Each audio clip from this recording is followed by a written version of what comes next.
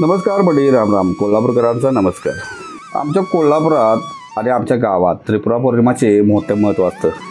पौर्णिमेचा चंद्र तुम्ही बघितला नसा तर बघून घ्या की राव, कारण कामाच्या ओघातनं कवावरती आपण आबाळाकडे लक्ष देणार. खरं ह्याच दिवशी हासुर्दुबाळचे स्वामी समर्थ भक्त सगळे एकत्र येऊन भोगावती नदीच्या घाटावर दीपोत्सव साजरा करतात.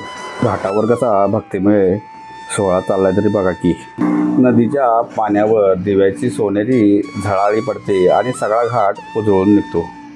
यावेळी स्वामी समर्थ भक्त हासुर्दुमाला यांनी मोठ्या श्रद्धेने त्रिपुरा पौर्णिमा साजरी केली. घाटावर सगळे भक्त जमा झाले होते.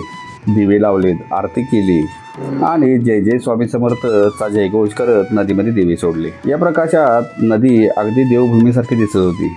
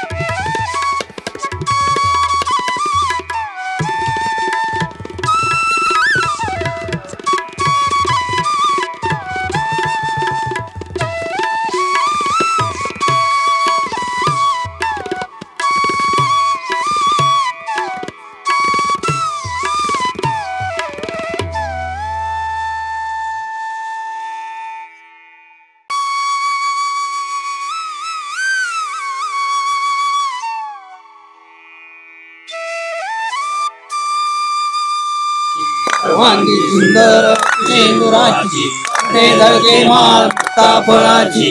जय देव जय देव जय मंगल मूर्ती, दर्शन मात्रे मान कामना पूर्ती. जय देव जय देव नकचित बरात गौरी उंबरा, चंदनाची ओटी कुंकुम केशरा.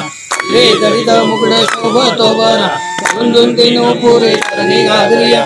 जय देव जय देव जय मंगल मूर्ती, दर्शन मात्रे मान कामना पूर्ती. अनंत कोटी ब्रह्मांड नायक भक्तवत्सल भक्ताभिमानी श्रीपाद श्रीवल्लभ विजय दत्त गुरुदेव दत्त समर्थ अवधूत चिंतन श्री गुरुदेव दत्त श्री स्वामी समर्थ महाराज की जय.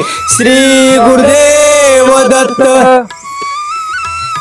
स्वामी समर्थ मंदिरामध्ये सुद्धा दीपमाळा लावून आणि आरती करून त्रिपुरा पौर्णिमा साजरी करण्यात आली. मंदिरात दिव्याचा झगमगाट होता. फुलाने सजलेले मंदिर आणि भक्तांनी ओवाळणी करत प्रार्थना करत हा सोहळा मोठ्या भक्तिभावाने साजरा केला. कोल्हापुरात अशी भक्तिमय त्रिपुरा पौर्णिमा म्हणजे एक उत्सवच म्हणा की. सगळे भक्तजन एकत्र येतात, आनंदाने श्रद्धेने आणि भक्तिभावाने हा दिवस साजरा करतात. भोगावती नदीच्या घाटावर जातो दिव्यांचा प्रकाश आणि स्वामी समर्थांचा जयघोष. हे दृश्य अगदी हृदयात घर करून जातं. शेवटी एवढंच म्हणावंसं वाटतं, जय जय स्वामी समर्थ.